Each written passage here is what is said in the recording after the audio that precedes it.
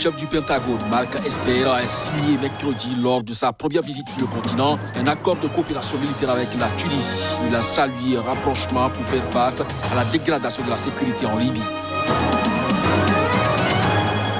10e anniversaire d'un rapport choc resté lettre morte. Le prix Nobel de la paix Denis Mukwege et les Congolais vont réclamer justice ce jeudi pour les tueries et les viols perpétrés depuis plus de 30 ans. Génocide rwandais, Jean Damascène Bizimana réagit après que la Cour de cassation ait définitivement validé la remise à la justice internationale de Félicien Kabuga, présumé financier du génocide.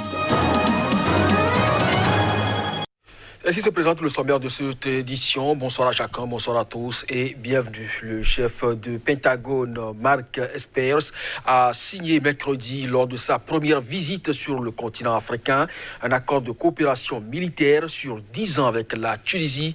Il a également salué le rapprochement pour faire face à la réorganisation de la situation sécuritaire dégradante en Libye. Reportage. Le rôle des États-Unis auprès de l'armée tunisienne s'est développé ces dernières années, notamment dans les domaines de la formation et de l'équipement pour la lutte antiterroriste, mais aussi dans le renforcement de la sécurité à la frontière avec la Libye voisine. Aujourd'hui, nos concurrents stratégiques, la Chine et la Russie, continuent d'intimider et de contraindre leurs voisins tout en étendant leur influence autoritaire dans le monde entier, y compris sur ce continent. Dans le même temps, les extrémistes violents continuent à représenter une menace non seulement pour la stabilité régionale, mais aussi pour notre patrie. Le partenariat durable des États-Unis avec des pays aux vues similaires, y compris ici en Afrique du Nord, est essentiel pour relever ces défis.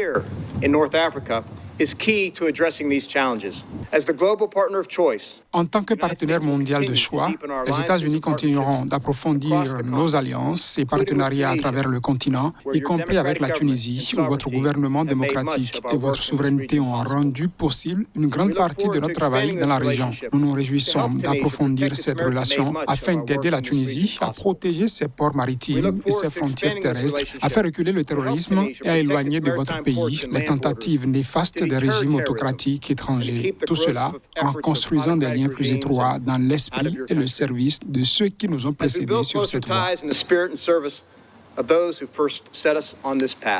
La Tunisie, considérée depuis 2015 par Washington comme un allié majeur dans la région, a été un appui discret mais crucial dans le dossier libyen. L'accord signé mercredi, une feuille de route dont le contenu n'a pas été détaillé, court sur 10 ans afin d'établir une relation longue permettant d'assurer la formation et l'après-vente en cas de cession d'armements sophistiqués, indique-t-on dans l'entourage de Esper.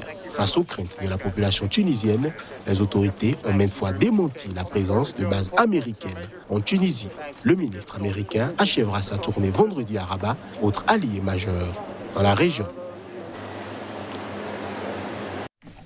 Avec le prix Nobel de la paix Denis Mukwege, des Congolais vont réclamer justice ce jeudi pour les tueries et les viols perpétrés depuis près de 30 ans dans l'est de la République démocratique du Congo. Ce avec l'occasion du 10e anniversaire d'un rapport choc resté lettre morte. Des manifestations étaient prévues dans quelques villes congolaises, dont Bukavu, le fief du docteur Mukwege, pour les 10 ans de cette enquête des Nations Unies sur les violations les plus graves des droits de l'homme en RDC, ex-Zaïre, entre 1993 et 2003. Le rapport proposait entre autres l'instauration d'un tribunal international pénal pour la République démocratique du Congo, rappelle le docteur Mukwege dans une tribune publiée par le journal français Le Monde, datée de jeudi. Nous déplorons qu'aucune initiative ne soit concrétisée à ce jour pour appliquer ces recommandations, ajoute-t-il, dans cette tribune co-signée avec l'ancienne procureure générale du tribunal pénal international pour l'ex-Yougoslavie et pour le Rwanda, Louise Arbour. La justice est indispensable pour briser le cycle des violences et de l'instabilité, avance le gynécologue congolais. Plus de 1300 personnes ont encore été tuées au cours du premier semestre 2020 dans les 3 provinces de l'Est, Ituri, Nord et Sud Kivu, rappelle-t-il, en citant les Nations Unies. Le docteur Mukwege regrette que d'anciens miliciens aient été intégrés dans les forces régulières au fil des programmes de démobilisation des groupes armés. Le débat est d'une actualité brûlante. Le président Félix Tshisekedi tend la main aux groupes armés congolais, toujours actifs dans les 3 provinces de l'Est. Certains ont répondu à son appel, moyennant un cahier des charges qui demande souvent l'amnistie et l'intégration de leurs combattants dans l'armée régulière. On ne peut pas continuer à récompenser les tueurs. Il ne faut pas récompenser le crime. Il faut qu'il y ait une forme de justice, estime la représentante des Nations Unies en RDC, l'Algérienne Leila Zerougui. Enfouie depuis 10 ans dans les tiroirs, le rapport des Nations Unies est devenu l'arme de guerre du gynécologue Denis Mukwege dans son combat contre l'impunité dans son pays. On parle à présent du génocide au Rwanda avec le secrétaire exécutif de la Commission nationale de lutte contre le génocide, Jean Damascène Bizimana, qui réagit après que la Cour de cassation ait définitivement validé la remise à la justice internationale de Félicien Kabuga, accusé d'être le financier du génocide au Rwanda et arrêté en mai dernier près de Paris après 25 ans de cavale. La décision de la Cour de cassation française de rendre Félicien Kabuga à la justice internationale est bien accueillie des organisations de soutien aux victimes du génocide.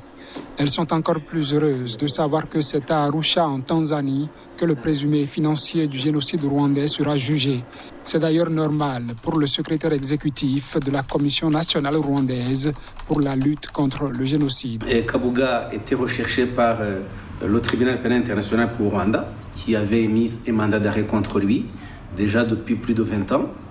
Donc il est tout à fait normal que ce soit cette juridiction qui dispose de la primauté de juger le suspect. Cette décision correspond même à notre souhait, parce que depuis le début de cette affaire, lorsque Félicien Kabuga a été arrêté, la Commission nationale de lutte contre le génocide avait déjà demandé qu'il soit transféré au mécanisme résiduel qui a remplacé le tribunal pénal international pour le Rwanda pour qu'il soit jugé. Le procès de Félicien Kabuga est d'intérêt pour la communauté internationale. Au Rwanda, il est historique et nécessitera la participation des témoins. Pour eux, la Tanzanie pourrait être comme la porte d'à côté. Le fait de transférer Kabuga à Arusha permettra de rendre une justice de proximité. Parce que Arusha se trouve en Tanzanie, un pays frontalier du Rwanda, le procès va être mieux suivi que s'il se déroulait sur un territoire beaucoup plus éloigné. Et Arusha permettra que les témoins puissent s'y rendre assez facilement. Recherché depuis une vingtaine d'années, Félicien Kabuga a été arrêté en banlieue parisienne le 16 mai dernier. Âgé de 87 ans aujourd'hui, il devra répondre de son implication dans le génocide rwandais qui, selon l'Organisation des Nations Unies, a fait 800 000 morts, essentiellement au sein de la minorité Tutsi, en 1994. En Tanzanie, les principaux candidats à la présidentielle, le président sortant John Magufuli et le leader de l'opposition Tundu Lissu, ont organisé des rassemblements séparés. C'est dans le cadre de la présidentielle prévue pour le 25 octobre prochain. La campagne électorale pour la présidentielle d'octobre en Tanzanie se poursuit. Depuis le lancement vendredi dernier, les meetings se succèdent entre le candidat du pouvoir président à sa propre succession et le candidat du principal parti d'opposition, le Chadema. Tundu Lissu, qui avait réchappé d'une tentative de meurtre en 2017, reproche au président Magufuli de tout faire pour réduire l'opposition au silence et s'assurer par avance sa réélection. Il se présente comme le candidat du changement. Le président John Magufuli s'inscrit dans la continuité et annonce de nouvelles infrastructures pour stimuler davantage l'économie du pays. La loi me donne le pouvoir d'annoncer officiellement que nous allons construire un autre aéroport international dans la région de Mbeya. Cela contribuera à stimuler les activités économiques et touristiques dans cette région.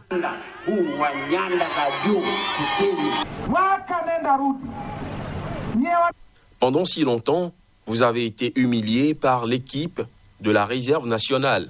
Vous avez été repoussé de votre propre terre natale. Quand je gagnerai, je vous aiderai à vivre librement sur votre terre. Les partis d'opposition ont dénoncé par avance un scrutin inéquitable en affirmant que certains de leurs candidats avaient à tort été rejetés par la commission électorale et pour certains victimes de violences physiques. L'ex-première dame ivoirienne Simone Gbagbo a accusé l'armée française de ne pas l'avoir protégée contre des tentatives de viol lors de son arrestation en 2011. Elle a porté cette accusation dans un entretien à France 24. Lors d'un de ses procès, Simone Gbagbo a déjà accusé l'armée française de n'avoir rien fait pour la protéger lors de son arrestation en 2011. Dans un entretien à France 24, l'ancienne première dame ivoirienne a de nouveau accusé l'armée française de ne pas l'avoir protégée contre des tentatives de viol. Je les ai vus de mes yeux qui filmaient, a déclaré à propos des soldats français Simone Gbagbo à la chaîne française d'information internationale. Il était bien là quand les gens nous chassaient, nous abattaient et je n'ai pas vu un seul soldat français lever la main.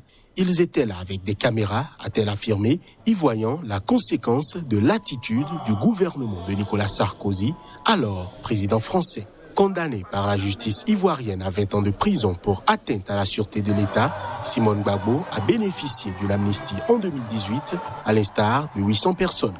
Par ailleurs, évoquant la présidentielle du 31 octobre prochain, l'ancienne première dame a estimé que le scrutin n'aura pas lieu, rappelant que l'opposition refuse la candidature d'Alassane Ouattara à un troisième mandat controversé et réclame un nouveau conseil constitutionnel et une nouvelle commission électorale indépendante. Simone Gbagbo a plaidé pour un report de la présidentielle du 31 octobre. Elle a pour finir accusé le régime Ouattara de bloquer le retour au pays de l'ancien président Laurent Gbagbo, qui attend en Belgique un éventuel procès en appel devant la Cour pénale internationale, et ce, après avoir été acquitté en première instance de crimes contre l'humanité. C'est sur cette information que se referme ce journal. Merci à vous qui nous avez suivis. Restez câblés ici car l'information revient dans un instant. Quant à moi, je vous donne rendez-vous pour bientôt.